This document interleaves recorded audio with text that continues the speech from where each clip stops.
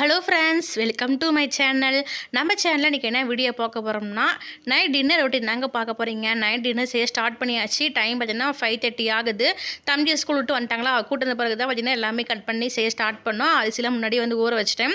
இன்றைக்கி அத்தை ஃபஸ்ட் டைமாக மோர் குழம்பு செய்யலாம்னு சொல்லிட்டு மோர் குழம்பு செய்ய ஸ்டார்ட் பண்ணிகிட்டு இருக்காங்க. ஃபஸ்ட்டு மோர் அந்த தயிர் பாக்கெட்டை நல்லா மோருமா கெட்டியாக தண்ணி ஊற்றாமல் இது மாதிரி கடைஞ்சி எடுத்துக்கிறாங்க. பார்த்திங்கன்னா சாப்பாட்டுக்கு அரிசி வச்சுட்டு 1 மணி நேரம் ஆயிடுச்சு.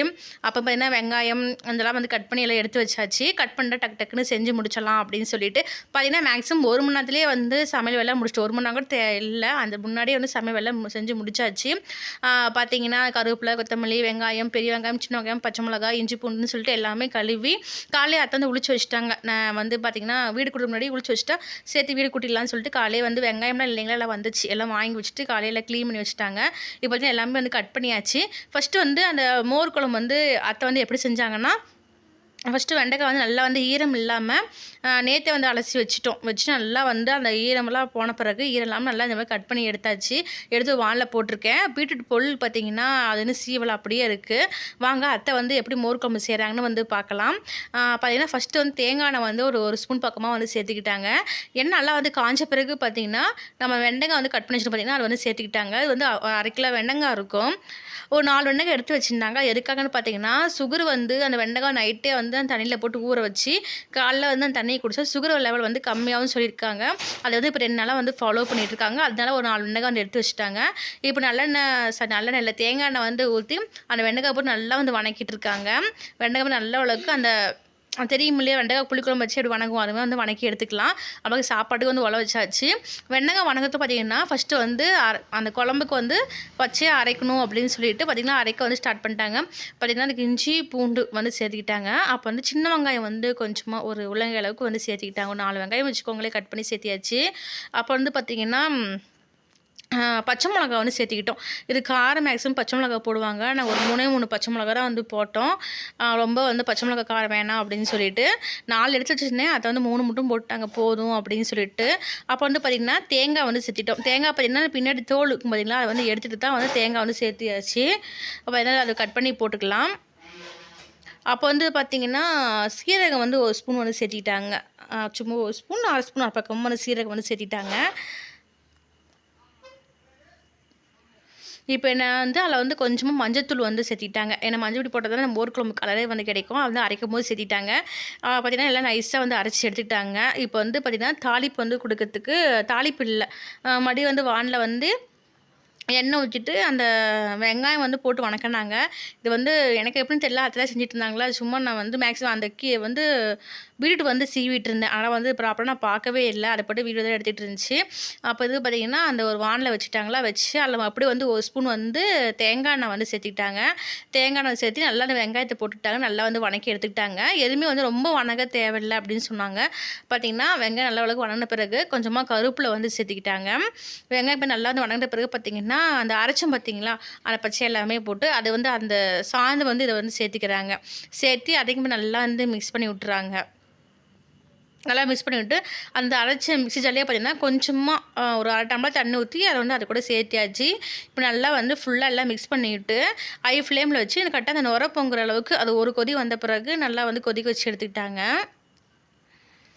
இப்போ நல்லா அந்த ஒரு கொதி வந்துருச்சுன்னா உங்களுக்கு பார்த்தாவே தெரியும், நல்லா கொதிக்குது. இப்போ வெண்டைக்காய் சேர்த்திக்கலாம். வெண்டைக்காய் பார்த்திங்கன்னா நம்ம எப்பவும் எண்ணெயில் வருத்தம் இல்லையா, அதனால் பார்த்திங்கன்னா டக்குன்னு வெந்துடும். அதனால் பார்த்திங்கன்னா அந்த வெண்டைக்காய் சேர்த்த பிறகு நல்லா சிம்மில் வச்சு நல்லா வேக வச்சு எடுத்து வச்சுக்கலாம். ஒரு 3/4 பதத்துக்கு வெந்தால் போதும். அப்படியே மோர் ஊற்றுவோம். ஆனால் அந்தளவுக்கு ஈக்குவலாக போயிடும். ரொம்ப வந்துச்சுனாலுமே அது மாதிரி அந்த சலசலன்னு ஆகி போயிடும். அது கொஞ்சம் டெம்பராக இருக்கணும். இப்போ வெண்டைக்காய் பார்த்திங்கன்னா நல்ல அளவுக்கு அந்த கட்டை அளவுக்கு வெந்துருச்சு. இப்போ பார்த்தீங்கன்னா உங்களுக்கு ஃபஸ்ட்டு சாணம் ஊற்றணும் பார்த்திங்கன்னா அது நல்லா பார்த்திங்கன்னா சுண்டிக்கிச்சு. உங்களுக்கு பார்த்தா நல்லா கெட்டியாக இருக்குது.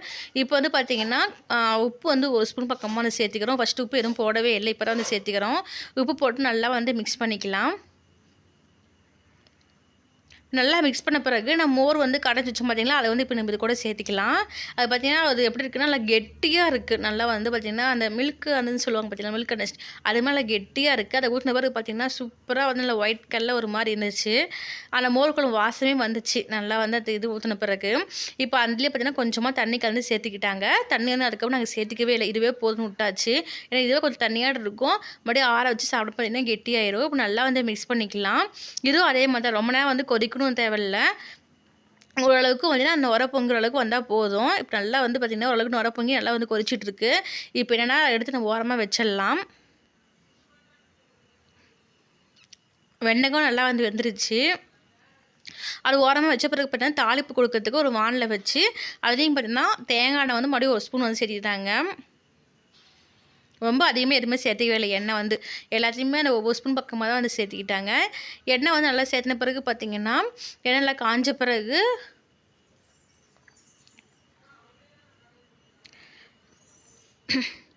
எண்ணெய் நல்லா காஞ்சிடுச்சு. இப்போ கடுகு வந்து அரை ஸ்பூன் வந்து சேர்த்தியாச்சு. அப்போ வந்து கடலப்பருப்பு உளுத்தம்பருப்பு இதையும் வந்து சேர்த்திக்கலாம். அது நல்லா வந்து பொரிஞ்ச பிறகு பார்த்திங்கன்னா ஃப்ளேவருக்காக 4-5 வரமிளகா வந்து சேர்த்திக்கிட்டாங்க. பச்சை மிளகாய் ஆல்ரெடி நான் போட்டு அரைச்சிருக்கிறோம். இதெல்லாம் தாளிப்புக்காக பார்த்திங்கன்னா 4-5 வரமிளகா வந்து சேர்த்தியாச்சு. நல்லா வந்து எண்ணெயில் வந்து அந்த வரமிளகாலாம் மிக்ஸ் பண்ண பிறகு நான் கொஞ்சமாக வந்து நம்ம கருவேப்பிலையும் வந்து சேர்த்திக்கலாம். இப்போ கருவேப்பிலை சேர்த்தியாச்சுன்னா நல்லா வந்து பொரிஞ்சிருச்சு. இது எடுத்து பார்த்திங்கன்னா அந்த குழம்புல வந்து நம்ம சேர்த்திக்கலாம். ஏன்னா வெங்காயம் பார்த்திங்கன்னா நம்ம ஆல்ரெடி வந்து அந்த குழம்புலேயே போட்டு வணக்கி விட்டோமா, இது வந்து தாளிப்புக்கு மட்டும் தான் வந்து நம்ம சேர்த்திருக்கிறோம்.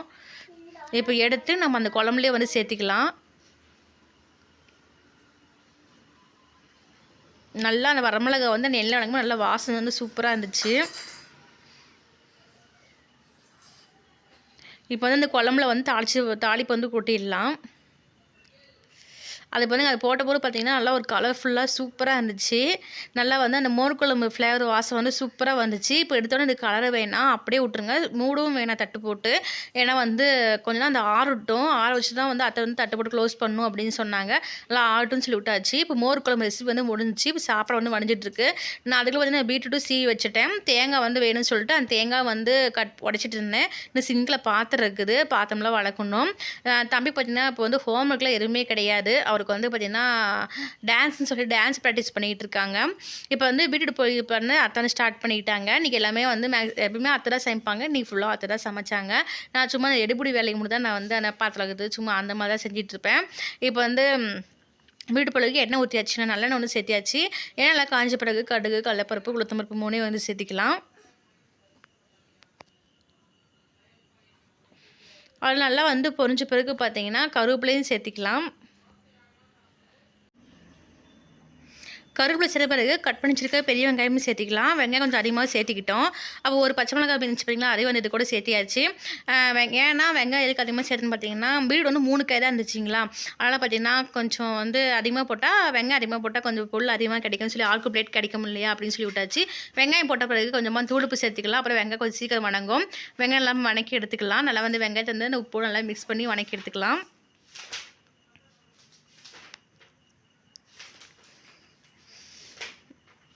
வெங்காயம் வந்து நல்லா வந்து வணங்கின கேப்பில் பார்த்தீங்கன்னா அந்த பக்கம் தேங்காய் வந்து அந்த உடச்சி கொடுத்துட்டு இருந்ததுக்கு வந்து மிக்ஸி ஜார் போட்டு ஆட்டிட்டோம்னா தேங்காய் தூள் வந்து ரெடி ஆகிடும் இல்லையா, அதனால் வெங்காயம் நல்லா வணங்கிடுச்சு. இப்போ இது கூட பார்த்தீங்கன்னா கொஞ்சமாக மஞ்சள் வந்து சேர்த்திக்கலாம். அப்போ வந்து காரம் வந்து நம்ம எதுவுமே சேர்த்திக்கவே இல்லை. அதனால் வந்து பார்த்திங்கன்னா அரை ஸ்பூன் வந்து தனி மிளகாய்த்தூள் வந்து சேர்த்தியாச்சு. அப்போ வந்து செட்டிநாடு சிக்கன் மசாலா வந்து கொஞ்சமாக தேவைப்பட்டால் வந்து சேர்த்திக்கலாம்னு சொல்லி விட்டாச்சு. ஒரு மட்டும் போட்டு கழுவி விட்டாச்சு. மசாலா பார்த்திங்கன்னா நல்லா வந்து எண்ணெயில் வணங்கினப்போ பார்த்திங்கன்னா பீட்ரூட் வந்து சேர்த்திக்கலாம். பீட்ரூட் பார்த்திங்கன்னா நல்லா வந்து ஃப்ரெஷ்ஷான காய்ங்க, நல்லா வந்து அந்த அந்த பீட்ரூட் சீவி நல்லா ரெட் கலரில் பார்த்திங்கன்னா அந்த தண்ணியாட்டு விட்டு வந்துச்சு. மேக்ஸிமம் வந்து எந்த கலர் தண்ணி ஊற்றி நம்ம வேக வைக்க மாட்டோம். அதனால் பார்த்திங்கன்னா நல்லா பீட்ரூட் சேர்த்த பிறகு அந்த வெங்காயத்தில் நல்லா வந்து நம்ம மிக்ஸ் பண்ணிக்கலாம்.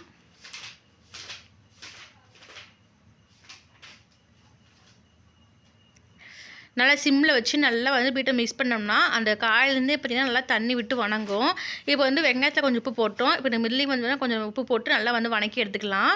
பீட்ரூட் பார்த்திங்கன்னா சீக்கிரமாக வெந்துடும். எனக்கு காய் நல்லா வந்து கொஞ்சம் வந்து ஃப்ரெஷ்ஷான காயெல்லாம் இருந்துச்சுங்களா சீக்கிரம் வந்து தட்டு போட்டு நல்லா சிம்மில் வச்சு 10 நிமிஷம் வேக வச்சு எடுத்து வச்சுக்கலாம். இப்போ நல்லா வந்து ஓரளவுக்கு பார்த்திங்கன்னா பீட்ரூட் வந்து முக்கால் வெந்துருச்சு. பார்த்திங்கன்னா தண்ணீர் விட்டவே இல்லை.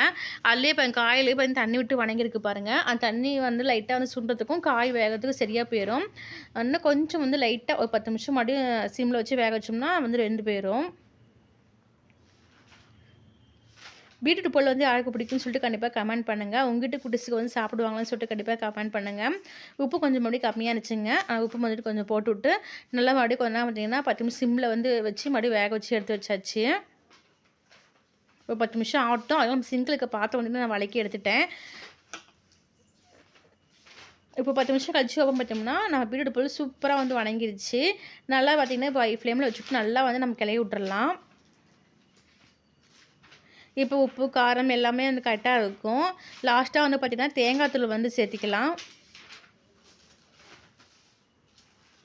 இன்றைக்கி சமையல் பார்த்திங்கன்னா ரொம்ப வந்து ஈஸி தான். மோர் குழம்புலக்கா வந்து பார்த்திங்கன்னா பீட்ரூட் வேகிற அளவுக்கு கூட டைம் எடுத்துக்கல.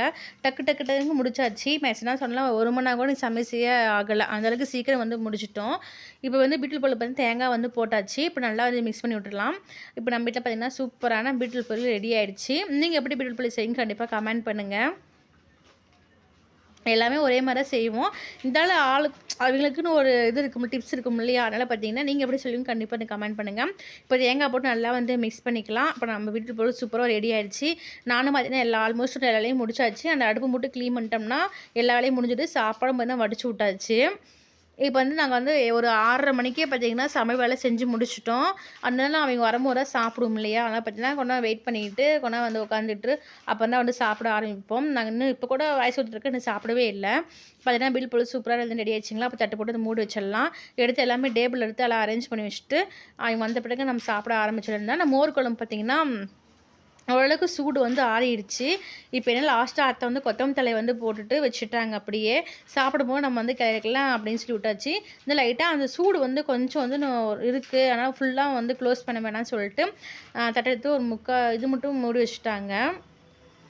நல்லா பார்த்தீங்கன்னா ஃபஸ்ட்டு வந்து தண்ணியாட்டு இருந்துச்சு. இப்போ நல்லா பார்த்தீங்கன்னா அவ்வளோ கெட்டி ஆயிடுச்சு.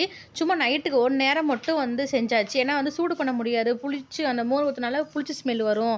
அப்படினால பார்த்தீங்கன்னா இப்போ நைட்டு மட்டும் ஒரு நேரம் மட்டும் சாப்பிட்டுக்கிற மாதிரி வந்து செஞ்சு முடிச்சிட்டோம். இதில் வந்து வெண்டைக்காலாம் கிடையாது. வெண்டைக்காய், பூசணிக்காயில், சொரக்காயிலன்னு சொல்லிட்டு நிறைய இதுலேயும் வந்து மோர் குழம்பு செய்கிறாங்க. எங்கள் வீட்டில் ஃபஸ்ட் டைம் இப்போ தான் வந்து நாங்கள் மோர் குழம்பு செய்கிறோம். சாப்பிட்டு பார்த்துட்டு எப்படி இருக்குது சொல்கிறாங்கன்னு தெரியல. தம்பி வந்து கேட்டால் சாப்பிட உடனே அப்படின்னு சொன்னாங்க. பார்க்கலாம், நாங்களே இப்போ தான் டேஸ்ட் பண்ணணும். இனிமேல் தான் டேஸ்ட் பண்ணணும். எப்படி இருக்குன்னு சாப்பிடும்போது நான் உங்களுக்கு வந்து சொல்கிறேன். கண்டிப்பாக நீங்களும் மோர் குழம்பு மாதிரி செஞ்சு பாருங்கள். இப்போ பார்த்தீங்கன்னா எல்லாமே ரெடி ஆகிடுச்சு. இப்போ சமையல்லாம் வந்து ஃபுல்லாக லைட் ஆஃப் பண்ணிட்டு வந்து வெளில ஹாலுக்கு வந்தாச்சு. டைம் பார்த்தீங்கன்னா பார்த்தீங்கன்னா 6:30 மணிக்கே வந்து செஞ்சு முடிச்சிட்டோம். வந்து ஒரு 1/4 மணி நேரம் ஃபாஸ்ட்டு. 6:35 தான் ஆகுது. இனிமேல் என்ன ஃபுல் ரெஸ்ட்டு தான். தம்பிக்கு பார்த்தீங்கன்னா ஹோம்ஒர்க் எதுவும் இல்லைங்களா? அதனால் பார்த்தீங்கன்னா கூட வந்து வெளில உட்காந்து பேசிகிட்டு இருந்தோம். அப்போ பார்த்தீங்கன்னா சைக்கிள் வந்து ஓடிட்டு இருந்தாங்க. ஓடிட்டு நியூ இயர் காலண்டர் வந்து இந்த பட்டாசு வாங்கினோமா அதில் கொடுத்தாங்க. அதை வந்து மாட்டலான்னு சொல்லி அதை வச்சு மாட்டிகிட்டு இருந்தார். 6:30க்கு பார்த்தீங்கன்னா ஃபுல்லாக எங்களும் வந்து இருட்டாயிடுச்சு. இது காலை போட்ட கோலம் எப்படி இருக்குன்னு சொல்லுங்கள். இந்த வீடியோ நீங்கள் ஃபுல்லாக பார்த்துருப்பீங்க. ஃபுல்லாக பார்த்தீங்கன்னா எப்படி இருக்குன்னு சொல்லிட்டு கண்டிப்பாக கமெண்ட் பண்ணுங்கள், லைக் பண்ணுங்கள், ஷேர் பண்ணி மறக்காம சேனலை சப்ஸ்கிரைப் பண்ணிக்கோங்க. ஓகே ஃப்ரெண்ட்ஸ், பாய்.